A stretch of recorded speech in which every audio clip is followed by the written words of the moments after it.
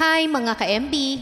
Ngayon kakaiba po ang ating content at yan ay sa pamamagitan ng aking pag-express ang sarili ko through arts. Bilang isang creative, naisipan kong gumawa ng video na actual na lumilikha ng isang artwork in the form of crafting. Dahil gusto kong ma-share ito sa inyo upang maging motivation nyo din at inspirasyon sa mga na-e-excite kayong gawin. Hindi naman necessarily arts and crafts na tulad nito, but something that you are passionate about.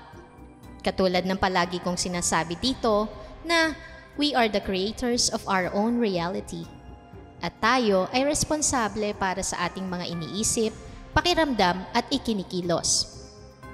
Wala tayong dapat pagsisihan, kahiyaan o i-deny sa ating mga ginagawa at ipinapahayag sa labas ng ating sarili. Dapat tayong maging responsable sa ating mga desisyon at choices sa buhay. Dahil tayo mismo ang gumuguhit sa ating sariling kapalaran sa landas ng buhay natin dito sa mundo. Sa ating mundo, ang lahat ng buhay ay patuloy lang sa paglalakbay. Iba't ibang karanasan man ang ating tinatahak, may hatid na aral sa ating tumatatak. Nagpapalago at nagpapaunlad ng ating spiritualidad. Tayo na't gumising sa kawalan. Tuklasin ang mahiwagang buwan. Ngayon kaibigan, ka-MB, nakalagay sa title ko dito ay tungkol sa mga pangit na pag-iisip, pakiramdam, gawain, o in short, mga negative energy sa atin. At malaki ang impact nito sa pagtingin natin sa mundong ating ginagalawan. At may mga pagkakataon na nahihirapan ka din bakit nangyayari ito sa iyo. Nahihirapan kang makawala sa kultura, sa sistemang batas na ipinapatupad dito sa ating mundo. At ito ang mga nagiging factors ng iyong negativity. Natural naman talaga na mahirap makawala sa kinalakihan, kinagawian, at mga tao at bagay sa ating kapaligiran. Especially ang ating belief system. Dahil nasanay na tayo sa sistemang ito at totoong mahirap talagang isantabi ito kahit pa tayo ay nasa proseso na ng awakening. Malaking challenge talaga ito sa atin, tama ba? Pero bakit nga ba?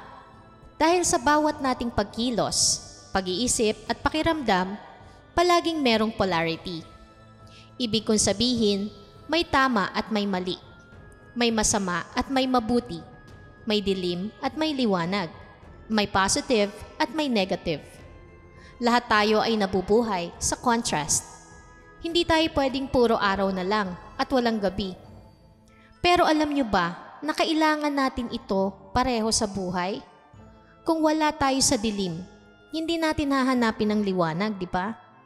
At kung puro araw, wala na tayong magiging pahinga sa gabi. Kung wala tayong mga negatibong karanasan o mga challenges sa buhay, hindi tayo magiging matatag. Kung hindi tayo magkakamali sa ating mga desisyon, hindi natin malalaman ang tama sa buhay natin. In short, hindi tayo magbabago. Kung walang disappointments, walang frustrations, walang hardship, hindi natin matututunang hanapin ang kaligayahan sa buhay. Kung saan tayo ay magiging secured, komportable, at peaceful. Kaya, let's not focus sa positivity sa ating buhay. Dahil ang negative situations at emotions natin ang nag-i-ignite na mailabas natin ang ating fire, ang ating passion para sundin ang ninanais nating marating at makamit sa buhay. Ibig kong sabihin, let's embrace our negative aspect, not in a bad way. Tayo lang naman kasi ang nagbibigay ng masamang label o branding sa negativity. Kung negative na ang pangyayari sa ating buhay tulad ng takot, pangamba, pakiramdam ng kawalan o kahirapan, galit, inggit, insecurities, pinipilit natin itong tabunan at ikinahihiya nating tanggapin sa ating sarili. Tama ba?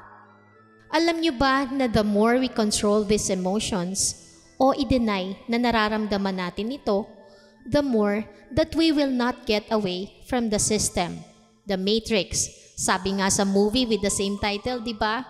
We will always live feeding our egos. Ang low vibrational energies na ito ay bahagi ng ating pagkatao.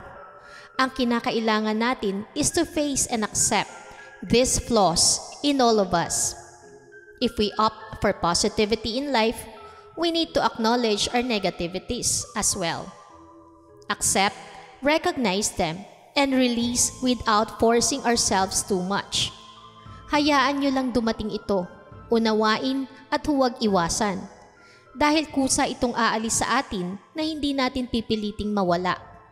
Hindi tayo kailangan magkaroon ng attachments sa mga bagay na negatibo nating iniisip, ginagawa at dinadamdam. Dahil ang pagkontrol nito ang pumipigil sa ating paglago. Kung kayo ay bukas sa spiritualidad, malamang malalaman nyo na kung may positibo sa atin, may negatibo din na nagaganap. Natural na proseso ito sa ating ebolusyon.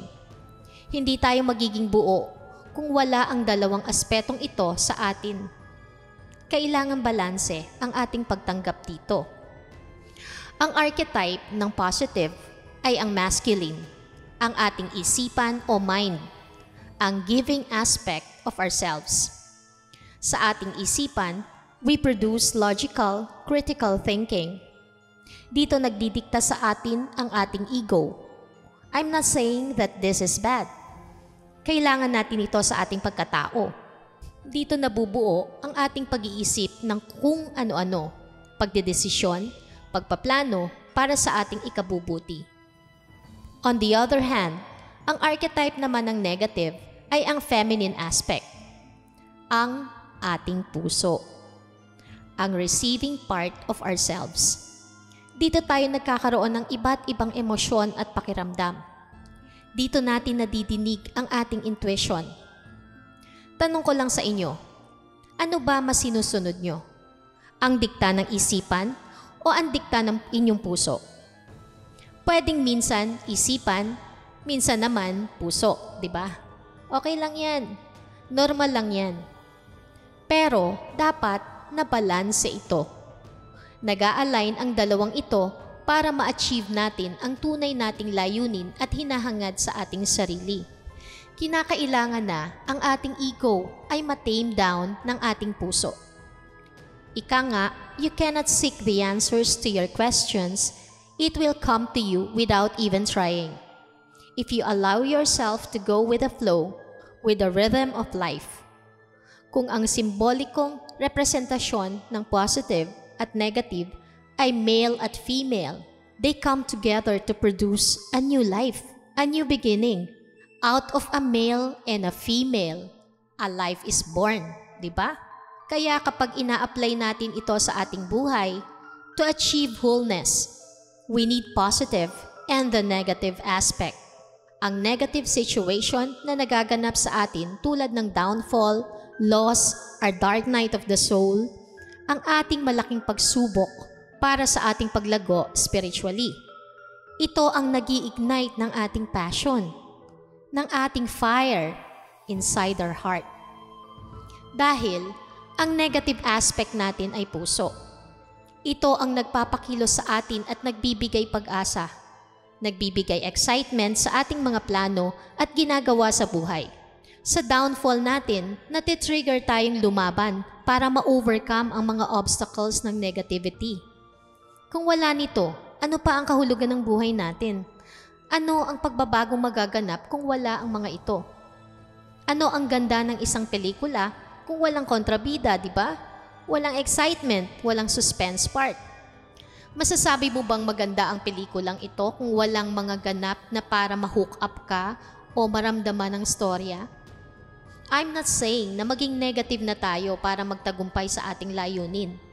Ang sinasabi ko lang, huwag isiping malas kayo. Puro na lang lungkot ang nagaganap sa inyo o masasama na lang ang nagiging karanasan nyo.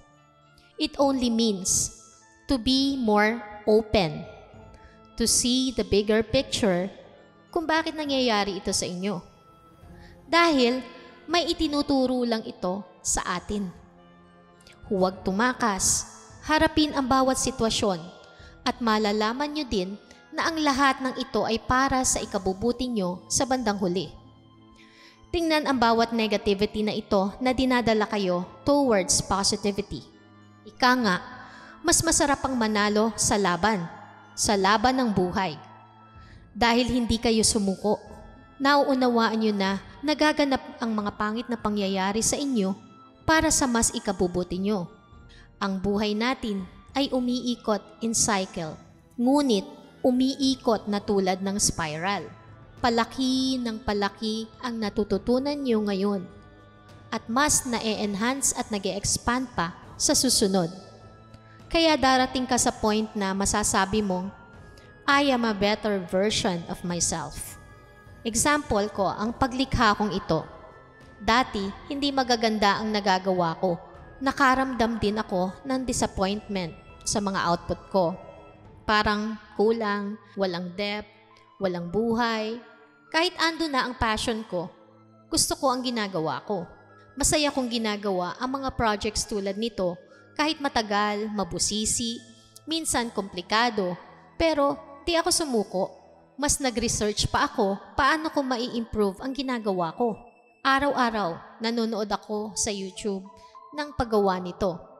Tsinaga ko lang hanggang napansin ko mas maganda na ang mga nagagawa ko kaysa dati. Mas nakikita ko na ang puso sa aking mga artwork. Kung sa iba, hindi nila nagugustuhan, I don't care about that. Ito naman ako. Mas pinapahalagahan ko yung mga nagagawa kong masaya lang ako at kahit napapagod ako, nakakaramdam ako ng fulfillment. Hindi nawawala ang excitement ko sa paglikha, mapa painting, music, content creation at pagsusulat. Narito ang isip at puso ko.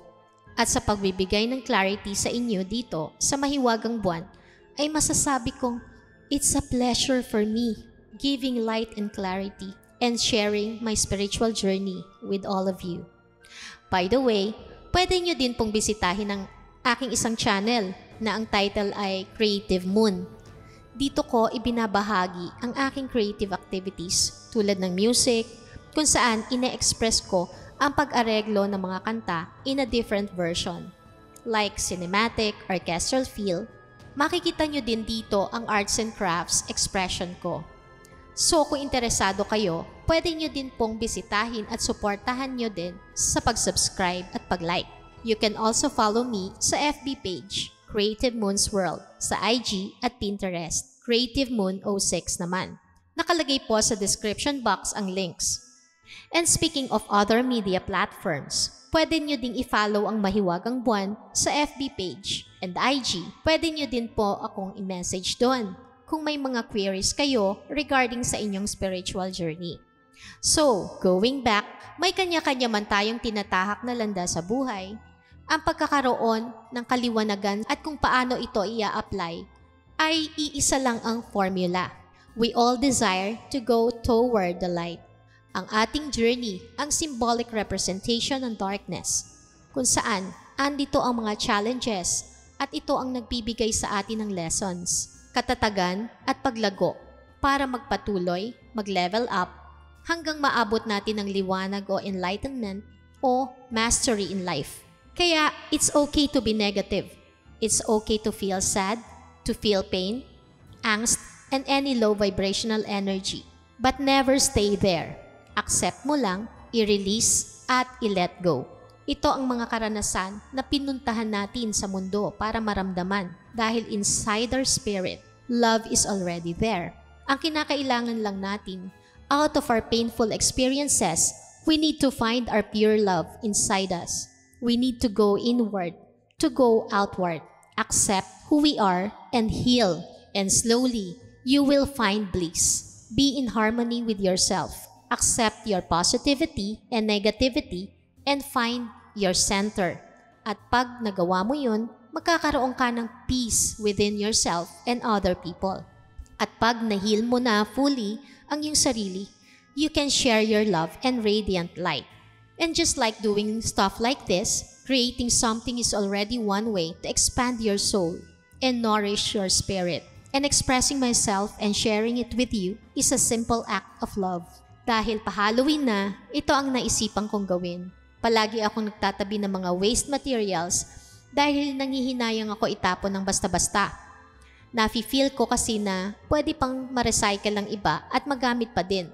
Mga basura na pero matatransform pa pala na maging isang obra.